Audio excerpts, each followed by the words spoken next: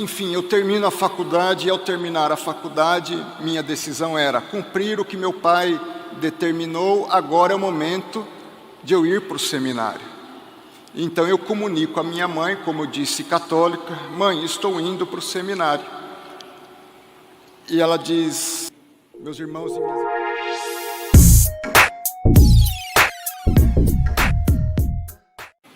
Que Deus possa nos abençoar nesse momento de ministração da palavra.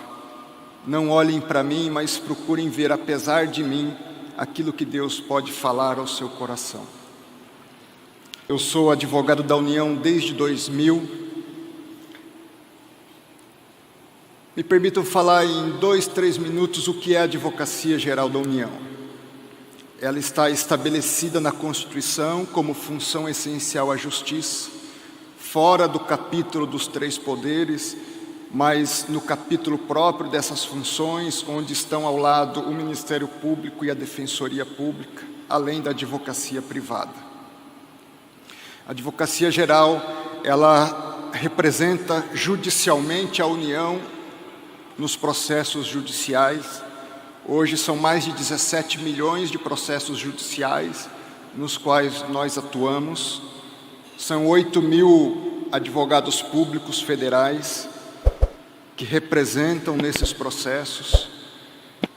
Nós representamos o país no exterior também, nas demandas internacionais, em tribunais internacionais. Além disso, e isso fazemos em relação aos 3 poderes da República, além dos órgãos autônomos. Então, representamos judicialmente o Judiciário, o Legislativo, Tribunal de Contas, Ministério Público, Conselho Nacional de Justiça, Conselho Nacional do Ministério Público. Aí se incluem todas as universidades federais, autarquias, fundações, agências reguladoras, comandos militares, além da própria administração direta como um todo. Além dessa representação judicial, consultoria e assessoramento, aí sim, somente ao Poder Executivo. Então, em cada ministério existe uma consultoria jurídica, onde estão lá os membros da AGU atuando, e toda a contratação pública, seja de um café, um copo, material de escritório, até os grandes leilões, programas espaciais, grandes projetos da nação, passam pela formatação jurídica da AGU. Esse é o nosso desafio, e quando Deus nos coloca para chefiar a instituição, nós temos discernimento da nossa limitação, e que é Deus, acima de tudo, quem nos capacita, quem nos instrui, quem nos dá sabedoria e discernimento para, com toda a humildade e reverência diante de Deus, poder servir a nação. Talvez vocês se perguntem: você então se planejou desde 2000 para estar chefiando a instituição? Na verdade, eu não queria nem fazer a faculdade de Direito, eu queria ir para o seminário. Então, com 16 anos, minha ideia era ir para o seminário. Meu pai, presbiteriano, minha mãe católica, e meu pai diz: primeiro você vai fazer a sua faculdade, para depois ir para o seminário. Tem uma faculdade antes. E eu cumpro isso, ingresso. Com 2 anos e meio de curso, meu pai vem a falecer, muito jovem, curiosamente com a mesma idade minha hoje, 47 anos, eu com 19. E, sem dúvida, um momento muito difícil para mim. 2 dos meus irmãos estão aqui. E que nós temos o desafio de viver sem o nosso grande mentor, o nosso grande referencial no nosso lar. Mas não, primeiro você vai ter a sua profissão, a sua independência financeira, e depois você pode ir para o seminário. Eu procuro então um pastor que me acompanha desde adolescente, e digo, minha mãe não entende, ela é católica, então ela não consegue compreender isso, eu vou para o seminário, eu já cumpri o que meu pai havia dito.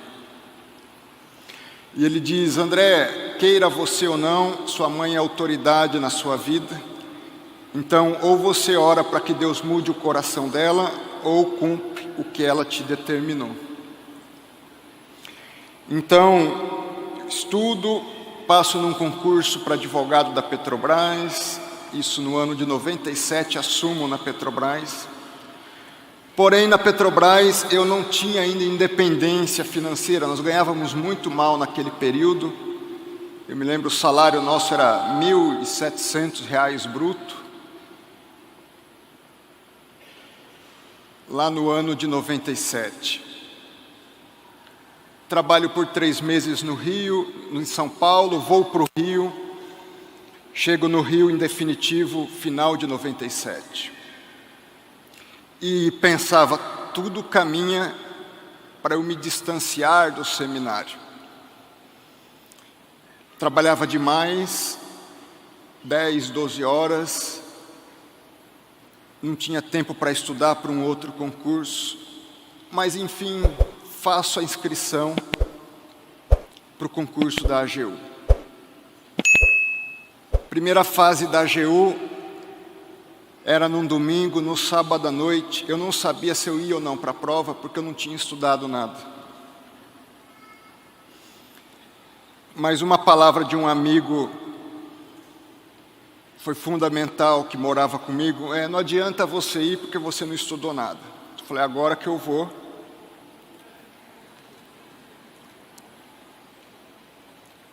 Curioso, quando eu fui fazer a inscrição da Petrobras, era uma fila tremenda na Avenida Paulista, e eu e um outro amigo, há mais de 1 hora na fila, e ele, eu vou embora. E eu na dúvida se ia ou ficava. Aí eu estou pensando em ficar. André, não adianta você ficar que você não vai passar mesmo. Aí eu fiquei.